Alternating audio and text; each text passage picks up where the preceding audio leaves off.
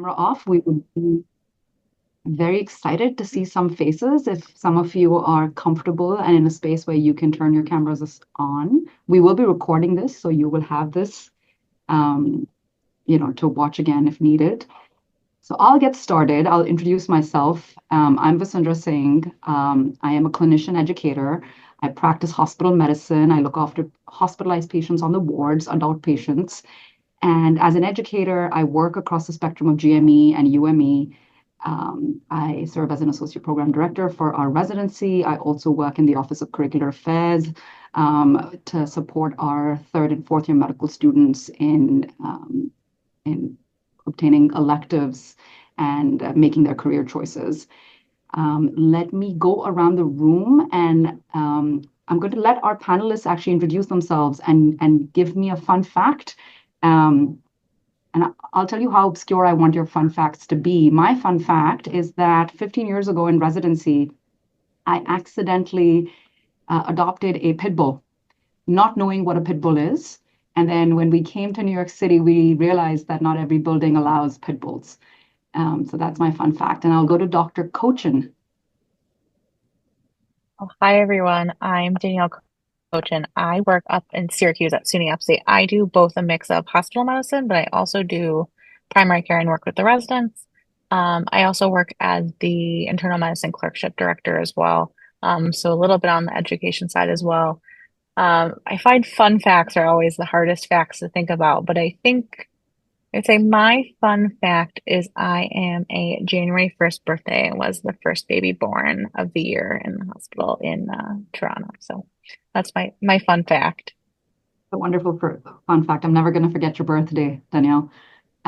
We'll go to Dr. Yang next. Oh, hi everyone. I'm Zoran.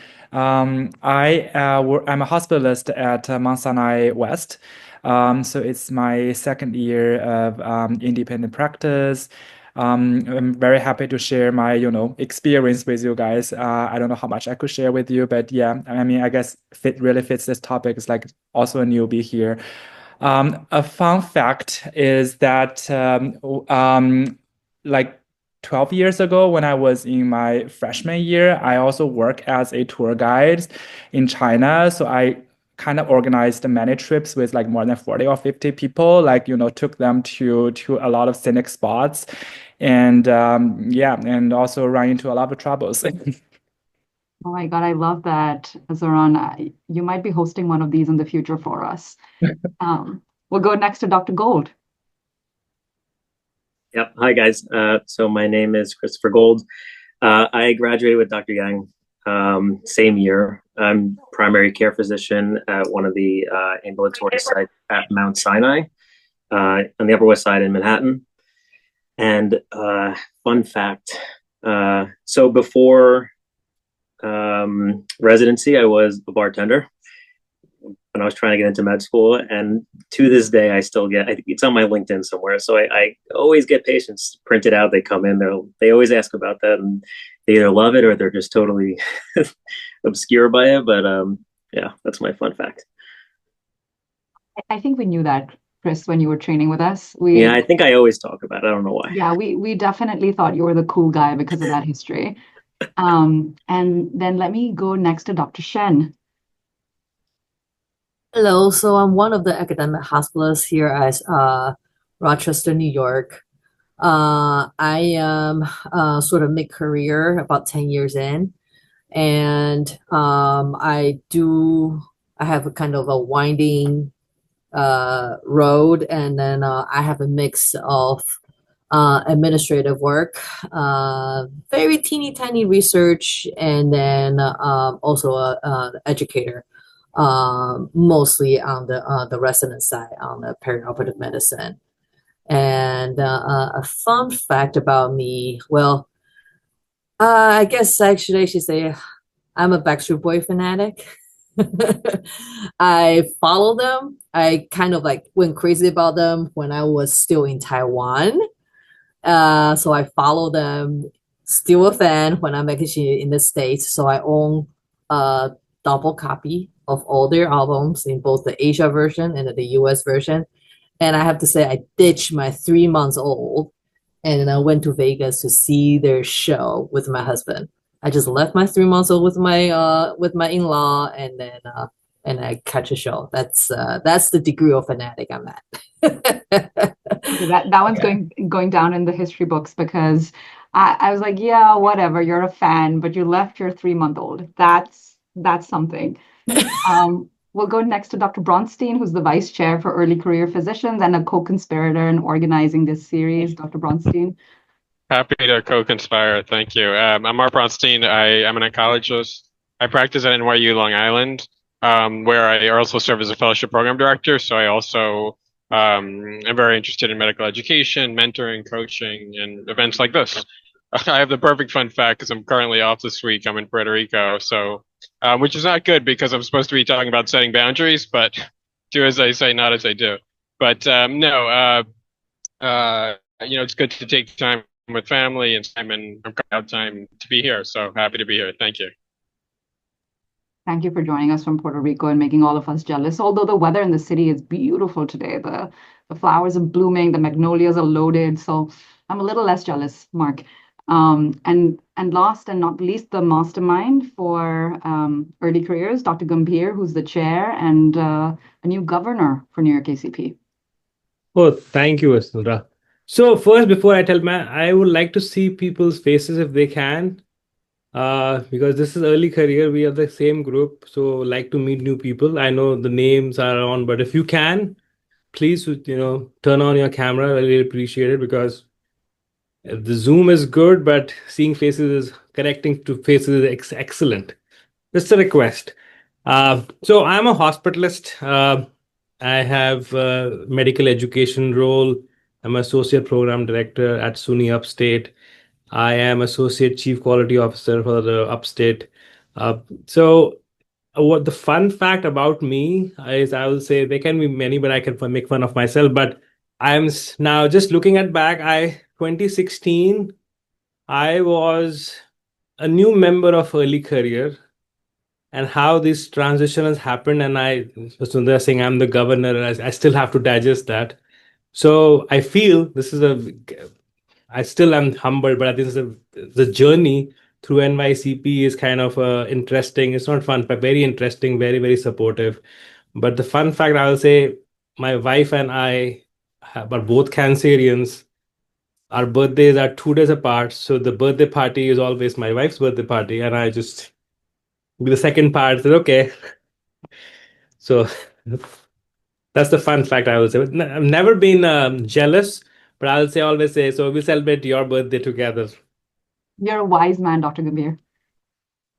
Good move. The beard has become white, and I've learned through experience that happy wife, happy life. You nailed it. So I think, what Dr. Gambhir was saying is, many of us that you're seeing today have been working with New York ACP for, anywhere, in Dr. Gambhir's case, for almost 9 years, in my case, 4 years. And there is a clear path to progression and leadership within this organization. This organization also serves as many of our professional homes. And so we're hoping that after today, you might consider coming to one of our annual meetings. You might consider doing some work with us, even if you don't come to the annual meeting. So let's get started. I am going to ask Dr. Cochin first. Dr. Cochin, what are the biggest challenges that you face in your first few months as an attending? And maybe, you can stretch that out to a year. And how did you navigate these challenges? Yeah, so this was a really great question. I remember when I was a third year resident, I was on my pulmonary rotation, and the pulmonary attending at the time was like, your first few years are going to be really, really tough. And I was like, how can that be? Like, I feel so good right now. I was in third year. I'm like, we'll be fine. And then when I finally got to, my first couple months as an attending, I think I really struggled with being confident in my decisions. Like, I went from being so confident as a third year, being like, I got this. If I need, I can ask a question, but I'm okay. And then I sort of jumped in and I was like, oh, like, do I know what I'm doing? I find that was sort of linked to like finding a good workflow and like a system of how the day-to-day is going to go. And I think it's interesting because my workflow now, and I'm almost 3 years in, is totally different than the workflow that I started with. So I think it like really like took a lot of time, like months to years to just figure out like how does it work.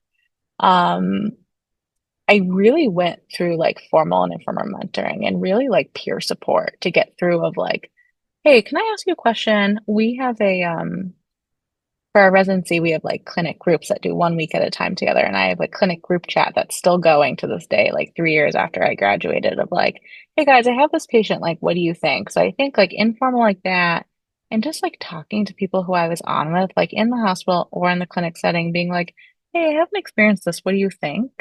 And I think getting exposure and like hearing people say like it's okay to feel that way, and it's actually like quite common to feel that way, um, made me, feel a lot better. And I think with the exposure and sort of like getting the gist of it, it goes away and it definitely gets better, but I don't think it like ever fully goes away. Because I think there's always things that we don't really know. And um, but I think that was my biggest barrier of like my perception of what being an attending is like, and then you get there and you're like, now what?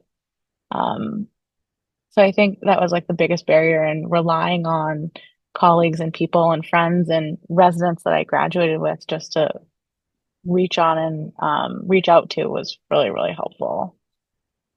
Thank you. I think thank you for the candor, which is not always easy in a field where we're expected to be perfect and we're expected not to make mistakes because the stakes are so high. I remember reading this article in I Am Matters, that the ACP magazine that comes through, and it's the Dunning-Kruger effect, which is your confidence is really high, your competence is really low, right? That's PGY1. And then as your competence starts to improve, your confidence plummets because you're aware of how little you actually know before that curve comes back again. So I'm going to stick that in the chat for anyone who's interested in exactly what Dr. Cochin described, which is a acute awareness that your competence is yet to fully grow.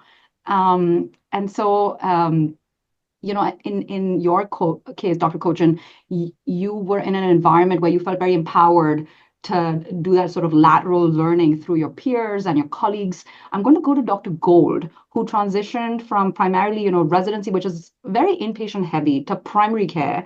And so, Dr. Gold, were there specific moments when you felt unprepared? Yeah, I love that. I love what you said, right? And then the kind of exactly how I felt starting, and even in residency too, I was, confidence, like, yeah, it's there, but always was like loved having an attending there, and you can lay out everything that you're thinking and say, I want to do this, want to do that. And then always just hearing that, okay, like, yes, like you're on the right track, you're not missing something big.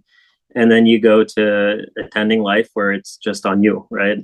And then you're seeing the patient, you're making the decisions, you're calling the shots, and you're doing everything right there and right then. And that for me was the biggest transition, was now, okay, making sure you're not missing something, right? Double checking your work, am I forgetting something big here, right?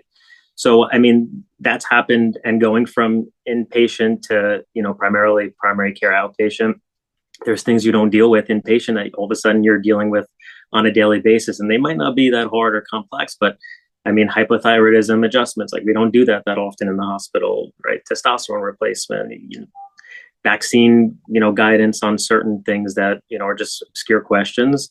The ways to adapt to it that I kind of done over the last couple of years, I think the first thing is, and it kind of piggybacks on what Dr. Cochin was saying, but don't be afraid to ask for help. I mean, where I practice, there's like, I think 12 other primary care doctors here. So we're a big group, but everybody's nice and approachable. And some people I worked with for residency, so it was a nice transition. But I mean, I've seen myself so many times, just if you're seeing a patient, you just run it by one of your colleagues and, say, hey, I'm thinking this, like, have you seen this before, right?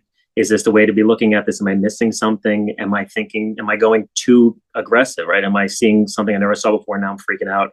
And it's something that's just, let's just see how it goes and, see it again in a couple of weeks, right? Which we do in primary care sometimes. So don't be afraid to do that. And whether that's colleagues or if that's, people that you went to school with, right? They're going through the same thing, and everybody's seeing similar things, but different. So people have seen things before you, and it's good to do that. Also, I've kind of developed over the years to not be afraid to tell patients that you don't know. I think a lot of times, especially when you start, You're on, one-on-one with the patient. They're coming in. Sometimes they got a list of questions in primary care that they want you to, just spit off in 20 minutes. But you don't have to sit there and just try to fake it, right? You don't sit there and have to try to give them an answer. Sometimes it's fine to say, I haven't thought about that, or I'm not exactly sure. I think this is like what you're saying is right, but let me look into it. Let me look up the literature. Let me look up the things, and then we can discuss it further. And I can shoot you a message. I can give you a call, and we can review it. And I've done that sometimes too. And honestly, they appreciate that. Sometimes they can see through if you're just, trying to sit there and acting like you know everything, or they'll tell me they had experiences like that in the past with other providers. So I don't think that's a wrong thing to do. And there's a bunch of trusted resources that we use. UpToDate, Dynamed, Open Evidence is a newer one that people I've been using and my colleagues have been using. And there are trusted sites. It's not just Googling. It's like the things that can show you the literature, can summarize things in a quicker basis, and so you have the knowledge, because you're not going to know everything like they're saying. So I mean, I've definitely dealt with that over the last couple of years for sure. Love that, Dr. Gold. Taking our armors off, being vulnerable with colleagues and with patients. I think it does take a special amount of growth to get to the point where that sort of vulnerability feels comfortable. For you, it's early, so well done. Dr. Yang, what skills or resources do you think helped you most with the transition from being a resident to an attending, and helped you to thrive in this new role? Yeah, I feel like, as Dr. Gold and Dr. Cochrane said, we mentioned a lot about, being comfortable to say that, this is something I don't know, I'm not aware of this, but I'll figure it out. Just to, give yourself some time. Communication is one of the most important skills. It's not just about communication with patients, families, also communication with your colleagues. And some of them are very experienced.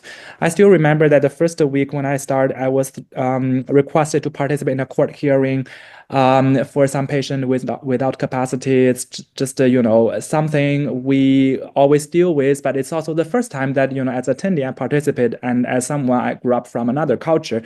And, I'm not that experienced in the legal system here. So I asked the case manager and some social work leadership, like what to expect, like, also my colleagues, my peers, like what is it about? So feel comfortable to ask your experienced colleagues, and they will be very happy to help you. And besides that, it's also another skills is that a lot of times, we as hospitalists in New York City, there are a lot of challenging families. You may not really be able to reach the perfection that you expect. So at the end of the day, you form your own way and coping with the pressure, knowing sometimes, this is the best I can do. And after the work of the day, let it go and have a good rest at the end of the day, because you already did whatever you can do. Yeah. Wow, you guys, you're constantly reminding me how the generation after us is actually 10 years ahead of us, because it took me so long to come to those conclusions, Dr. Yang, that I cannot please every family member. I think I'm still trying actually to please every family member that I'm treating. I guess it's our nature, yeah, but sometimes it could be exhausting. And the other thing I think which is so valuable that you mentioned is you're not just learning from your colleagues, your physician colleagues, you're actually learning from a massive amount of experience within your institutions, within your clinics. And so this could be the front desk staff, this could be the case manager, the social worker, the nursing staff so frequently, right? I think I'll usually go up to nursing and I'll say, I can't figure out what the hell's going on. What do you think is going on? And they'll say, doc, come sit down. Let's get a cup of tea. I'll tell you everything. I've seen this patient 20 times in the last 5 years. All right. So, but you brought us to the perfect segue, Dr. Yang, which is, you can't have it all. You can't please them all. And so let me ask Dr. Shen, who's been doing this for a while and is juggling a child who I'm hoping has grown up since the time you abandoned them for Backstreet Boys. And so how, Dr. Shen, have you managed the work-life balance in those early critical years? Yeah, I think I am lucky in the way that I got married and have kids. I like right as I was actually my family life is actually just like my attending life, because we got married, like after we finished training. And so a lot of time I kind of feel like it's not so much of work-life balance, but it's more of shifting priorities. Because I think the first couple years, the first year or two, it was just me and my husband. So the life was actually kind of really good. It was like, hey, we could work, and it's kind of a lot easier, and I could really focus on getting the work, right? Getting the work comfortable, learning to be the new faculties. But then the first kid come right at my about 3-4 years in. And that's when I'm kind of like, oh, okay. So the priority shift, that's when I actually go from full-time to part-time. So like a lot of time it's kind of hard to really balance, or to actually, when you think say balance, you kind of feel like you can have it all. I think I can have it all at different periods of time. And I think that's kind of like that's I kind of want to really point it out, is kind of the self-reflection, and then build. Another thing is building the village. I have amazing mother-in-law. That's why I could actually ditch my 3 months old and feel comfortable to actually fly to Vegas. and go watch a show. And I actually combined it with a CME trip too. So for that 3 months old. But yes, I have a village. I have a mother-in-law who is great, and sometimes it's a paid village. Have a nanny or daycare or whatever the village that you need to actually build to actually help you supporting the home life. And at the same time, also self-reflection, what is actually important or what time. Early on, before the family, it was okay, I could do work. As my kids, first 2 kids when they're young, it's gonna be family. I am much more part-time. My husband is a surgeon, so forget about that. I am the person who's actually the flexible one, right? So it's the thinking through what's important to me at this point of time, and what I can actually build my village around me at this point. And it changed. I think this time definitely what is happening right now, earlier on, it's not the same as 5-6 year on, because kids grow up. So my priority also shifted. It become different, not easier but different. So my practice mix change. So that's a lot of, again, shifting the priorities, self-reflections, and then building the village around you. Thank you for summarizing that so beautifully. And for the audience, I must confess, even though I don't know Dr. Shen personally, right? We only know each other through New York ACP. Everything she said is the evening conversation over wine between every 2 physician moms. This, sort of the sort of sliding priorities, which you're going to find yourself sliding that slider every couple of years in one direction or the other, while you nurture that village that is supporting you. This is so key. Let me ask Dr. Bronstein, who wears multiple hats. You're a practicing oncologist, you're a program director.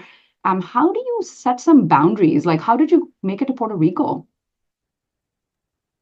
Yeah, so definitely making time for family is setting a boundary. But I think, first of all, if you recently graduated from, residency, or if you just started as a junior attending, congratulations. You are the cream of the crop and you made it. And I think that the efforts you put in to get there will serve you well as an attending, but will also compel you to devote yourself 24/7 to your work. And so you have to set that boundary, because over time, the years will pass quickly, and you'll lose a part of yourself doing things you wanted to do, or neglecting relationships, or neglecting your own health.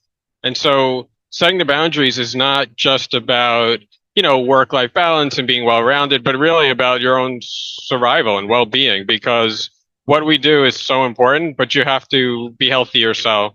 So one of the ways to set boundaries is to set the boundaries. So for example, if I'm out of the office this week, I have to learn to rely on my colleagues who are covering me and not feel compelled to, reply to every email as it comes in and check my inbox every day while I'm away. I have to know that there's someone covering me. That's the system, and it's in a moment, to be present and to be mindful of what I'm doing now and to be there for my family. And so that's one important lesson you have to learn when you're junior attending is to rely on the people you work with to help you out in your day-to-day practice and to help you out when you're not in the office. The other thing is that it's important not to neglect relationships. So the people, your family, your friends, it's very likely that along the way of your training that you may have neglected some of those people, or you may have prioritized work over them. And now is the opportunity that you have, more flexibility of your schedule to, make the time for them and not always feel consumed by, mentally about what's going on at work. One last thing is, my son recently got into hockey, so we're all rallying around him to try to ice skate. So somewhere between the fear of breaking my head open on the ice and the thrill of learning how to get better at ice skating, I realized that I was then living in the moment. And for me, that was being mindful. So not having access to my phone and not having access to the HR, for me, that was mindful, and that allowed me to be more effective as a doctor. Thank you. Thank you so much, Mark, for sharing that. I've always really struggled with not touching my email when I'm on holiday. And it's such an urge. Like I constantly want to reply to every email I receive. So I was in India for 2 weeks, about a month ago. And because I'm not as disciplined as you, I couldn't not touch my email. I finagled my iPhone so that it would only allow me to be in my email for a total of 30 minutes a day, and then it would lock me out. And then I set myself a reminder. I'm going to check my email at 8 p.m. after my kids have gone down, only for 30 minutes and no more. And so like setting some, you could be as disciplined as Dr. Bronstein, or you could have your phone discipline you instead, but setting some boundaries can really work. Dr. Gold, have you started to feel any burnout yet? Like Dr. Bronstein is describing, sort of this tug, this push and pull between work and our personal lives. And have you found any tips to avoid the burnout you might feel? Yeah, definitely. For sure. I mean, even in primary care, right, hours are better than they were in residency, for sure. But the workload is still there, right? A lot is more on your shoulders, kind of constant, especially outpatient with my chart and messaging and things like that. It's just like you're doing 10 things at once and you're always more stuff to do. It's paperwork and my chart messages and seeing patients, and someone's run late and throws the whole thing off.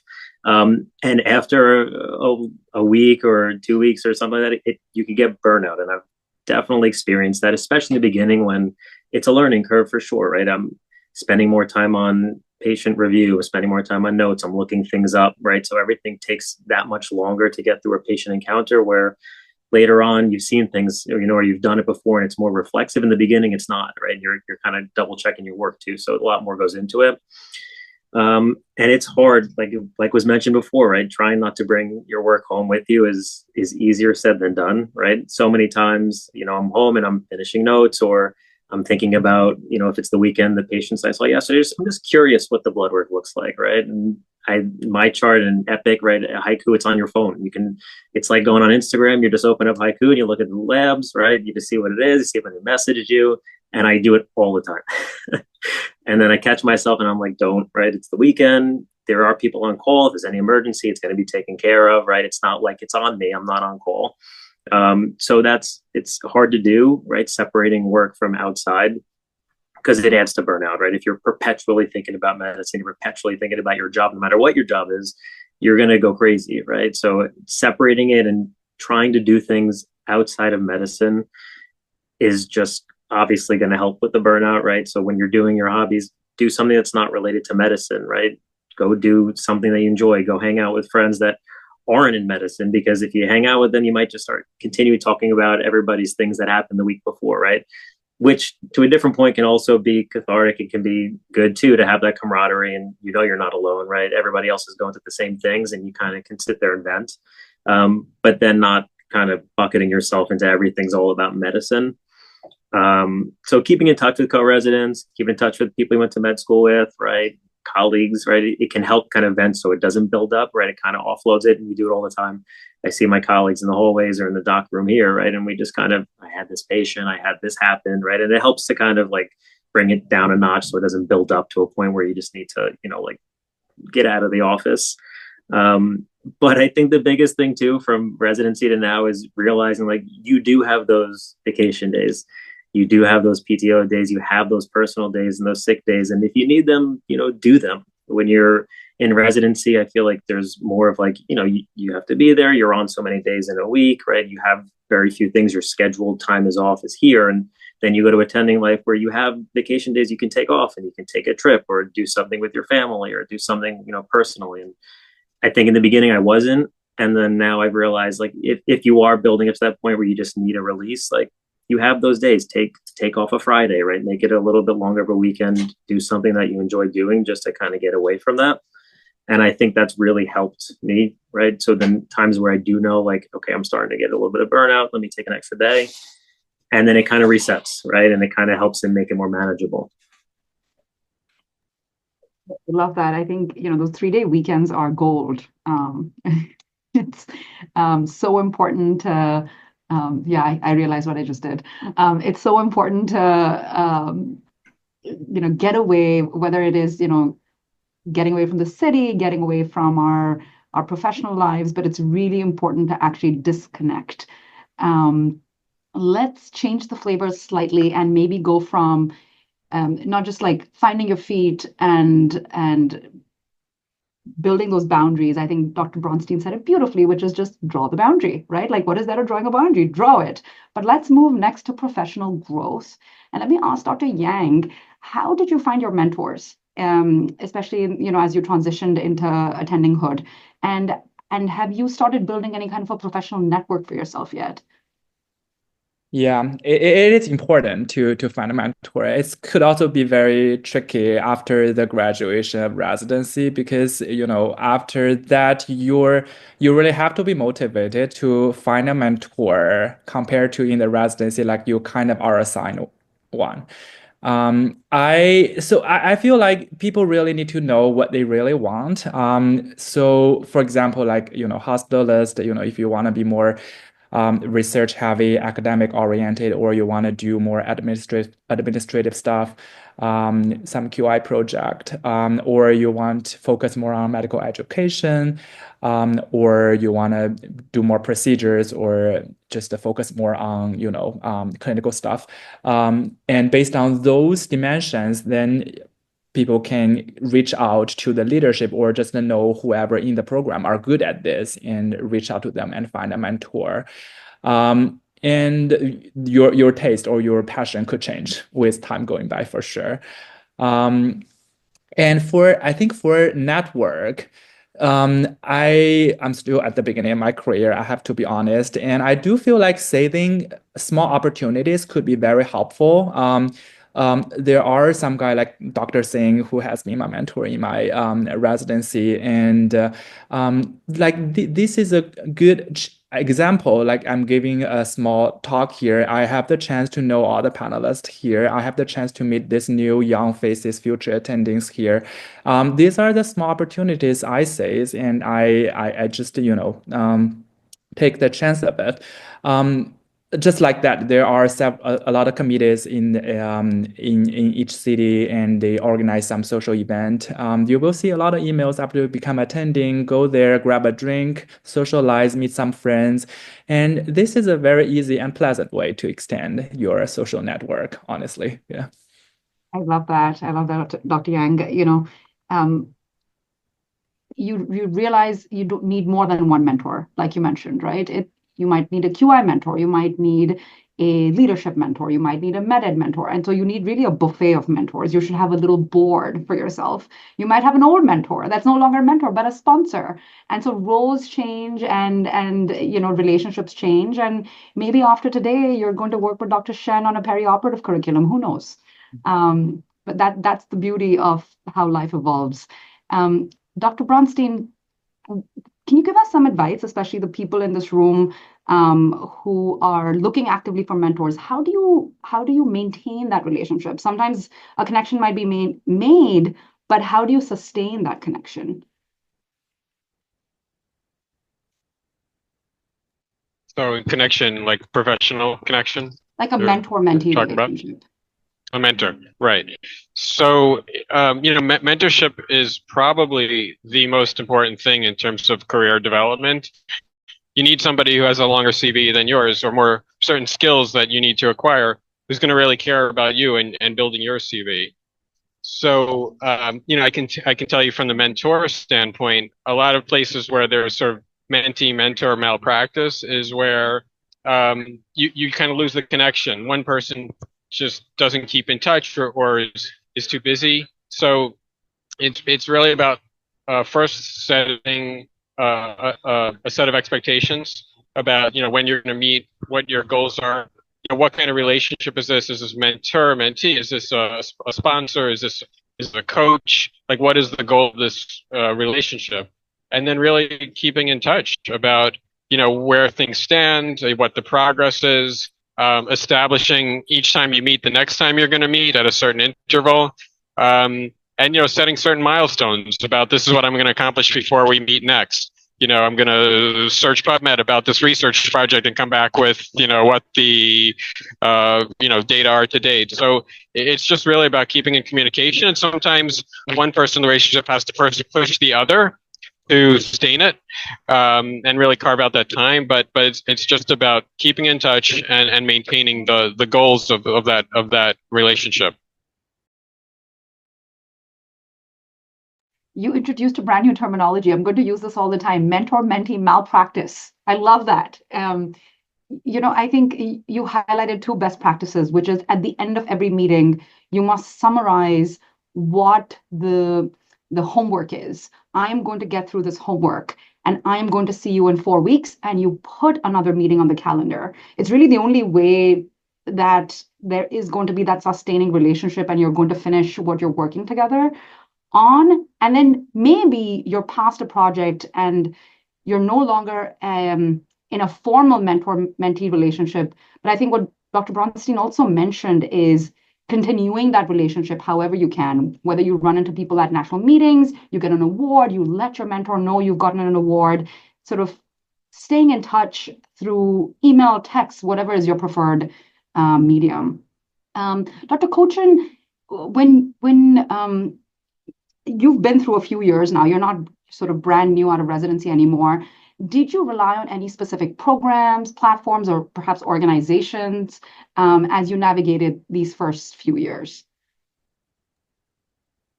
Yeah, so I think it took me a little bit. So when I first started, I actually didn't rely on any. I was just like, you know what, I got to focus and just like figure it out. And I think once time went by and I was like, I sort of want to hear other people's, what's going on.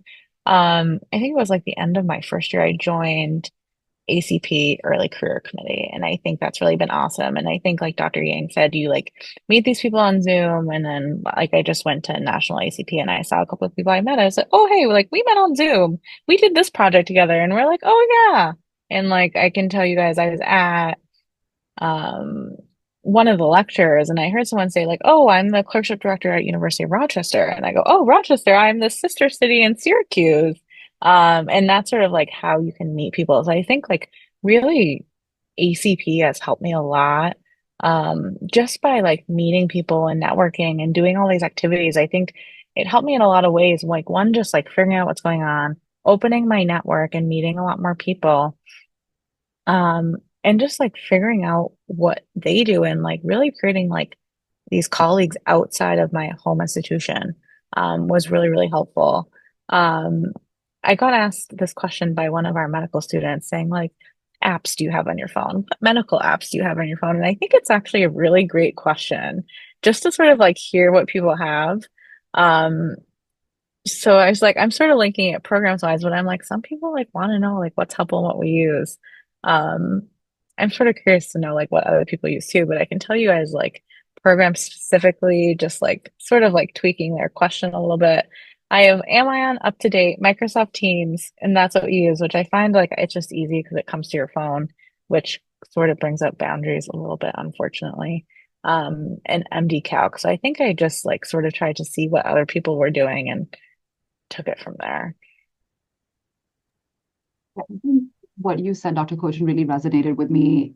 Going to these meetings and meeting people, I realized as I started doing these meetings, there's multiple overlaps. So I would see the same program directors at a program director meeting and then go to ACP and see the same program directors. And then I started getting text messages from these program directors in the area. I didn't see you at this meeting. What happened? Are you okay? And I'm like, yeah, I'm totally fine. I just skipped this meeting. But they come to expect you at these meetings, and it becomes your professional network where it's like meeting an old friend. You say, oh, like this, let's catch up. How are your kids? So to Dr. Cochin's point, go to national meetings. Start with smaller, more intimate regional meetings where you feel like you can sort of freely circulate. And then once you have that confidence at a regional meeting, go to a national meeting. It really makes a difference in exposing yourself to a myriad of organizations, institutions, really helps you to find your feet. Dr. Shen, did you utilize any institutional resources at your institution? Maybe some written resources or human resources or any external resources when you were going through your transition from early career to. Yeah, so for University of Rochester here, they do have a lot of faculty development. So we have even just within our own divisions, we have faculty development, for knowledge and medical education skills. So we have a lot of that here ourselves. And even within the university, they have lectures, webinars kind of all the time. But I also do join, I'm a member with the Society House of Medicine. I am with the ACPs. So I do utilize a lot of that as well. And I think when I was really early on, I think part of it is actually what you actually focus on really shifted as the time goes.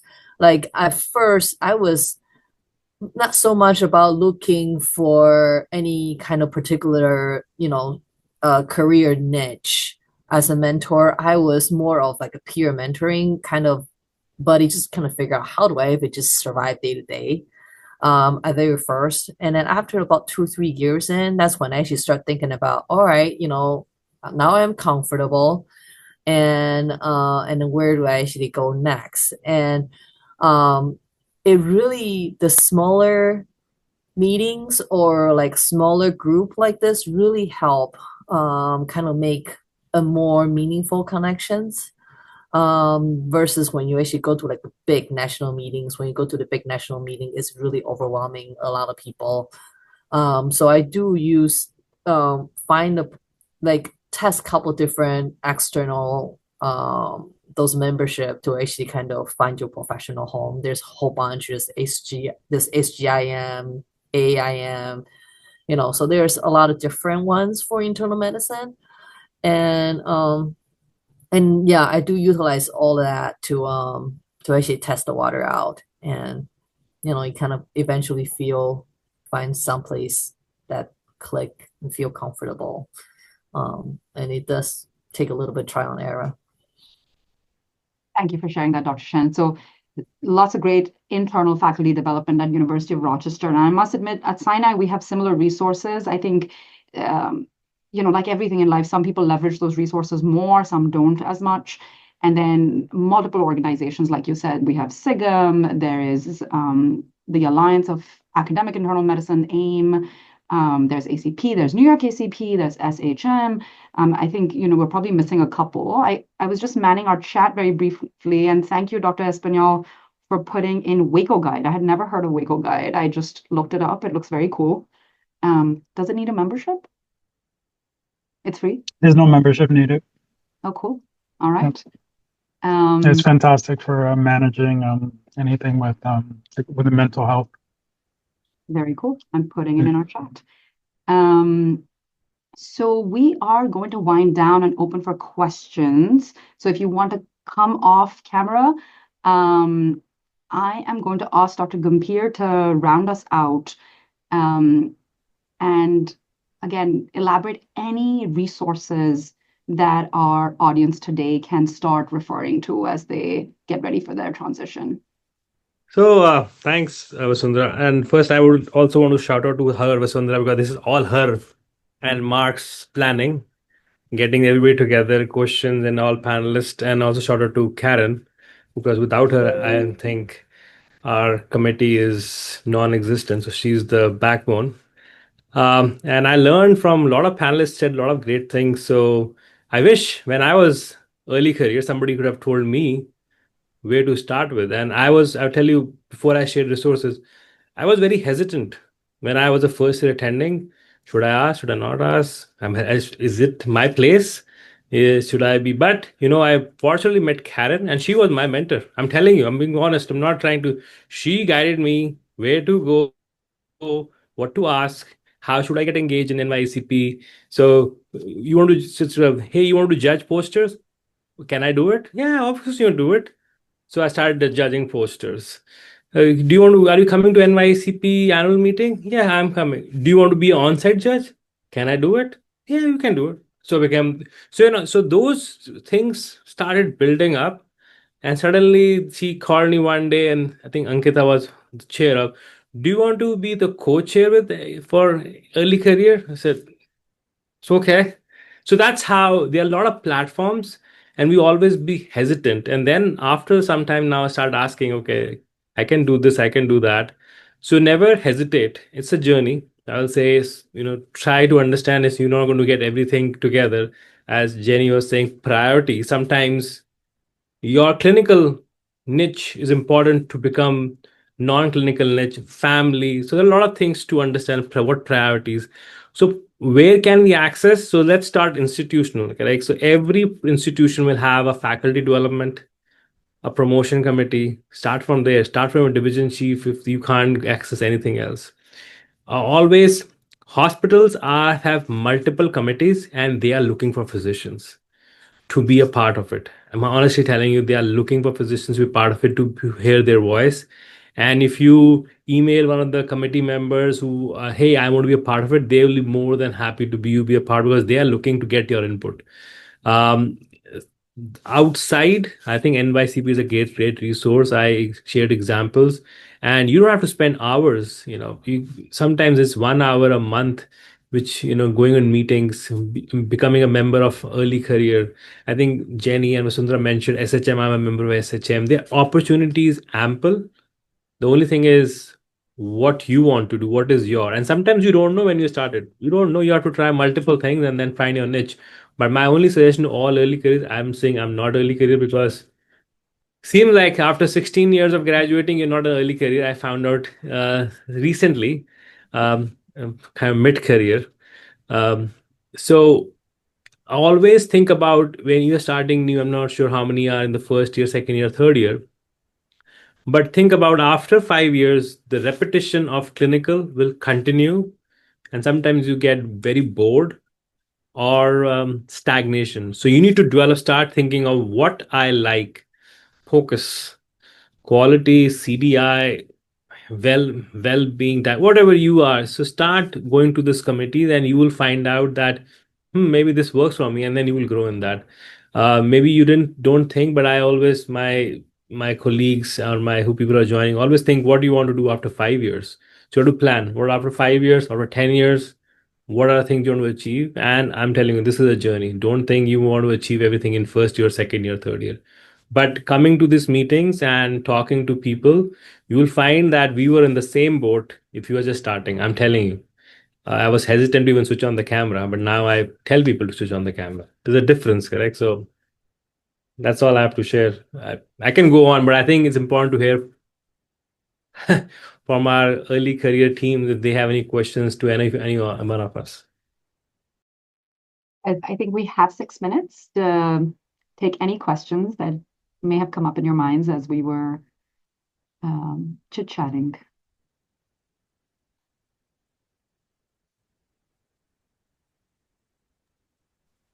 Hi, everybody. I'm Agustina. I work with Dr. Singh. I'm a second-year resident.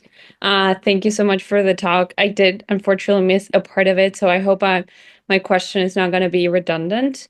But I guess as a soon-to-be looking forward to be a hospitalist, what was the biggest gap in your training that you realized once you started to practice? What kind of surprised you, but you thought maybe you were good at and maybe you needed extra support? I think this is actually really funny. That's how I actually got myself into consult and peri-op medicine. I become a hospitalist, and then I was like, holy, I don't know anything about peri-op when I need to do those consults. And so I do some pre-op courses and start getting more into it, and then that snowballed from there. But that's actually just a sidebar. It was really funny. That was that was my gap from my training. But I kind of feel like different institution, and depends on your job description, your gap is going to be different. But don't be afraid if there is any gap, because you never know by filling out gap where your career end up going. Do I actually ever imagine where I'm at right now? No, but that's actually really funny, like how it transpired. I will just add, Jane said, everybody will have a different challenge. And I don't know how to, I never knew how to bill. When I started, I said, what is this MDM moderate high, which I don't know. And I got a crash course for 1 hour and said, okay, bill now. I said, so everybody has a different challenge. And then doubting my clinical decision for the first year, or like my license online, okay, what should I call anybody? Because we used to calling attendings, correct? So everybody will have different, but I will say the only thing which will help everyone, just don't hesitate to ask. Nobody's judging any. We are all in the same boat. Everybody has in the same boat, but just ask. I think also, Augustina, when you're thinking of hospital medicine jobs, they're created in such unique ways across institutions. So every job is unique. So having some understanding of what you're signing up for is also relevant. For instance, my first job at Yale, like Jenny said, was actually very peri-op heavy. I was manning a dental clinic in which I was supposed to be doing, sort of general anesthesia peri-ops. And I was like, I never trained to do this. This is very bizarre. So I think it was not mentioned as part of the job negotiation. So it's important to ask lots of questions when you interview. Thank you so much, all.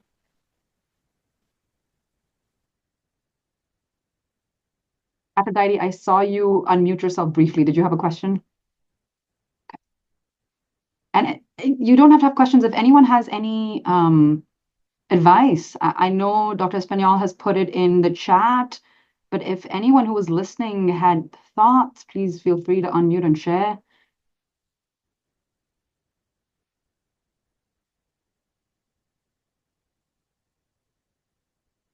All right.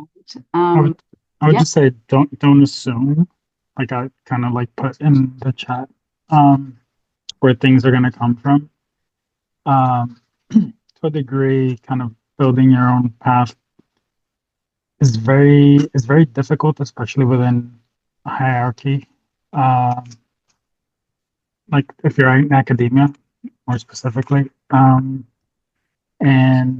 having goals and definitely having someone to run them by is very useful. Because you might just be, spinning on the hamster wheel and not getting anywhere, and someone can let you know that's what's going on. Really helpful advice. What we're going to do is send you guys a list of all of the resources that were brought up, because I think we've mentioned some career development resources, but we've also mentioned some very practical resources which will help in day-to-day clinical practice. I think Dr. Cochin listed a bunch of apps. Dr. Espanol has mentioned the Waco guide. Dr. Carey has put in the chat Johns Hopkins antibiotic guide. And so we're going to try to make a list of all of the resources that were mentioned and categorize them, Hippocrates, and send you a summary. We will also send you a short survey just so that we can continue to improve and bring you the content that you are most in need of. And with that, we're at 6 p.m.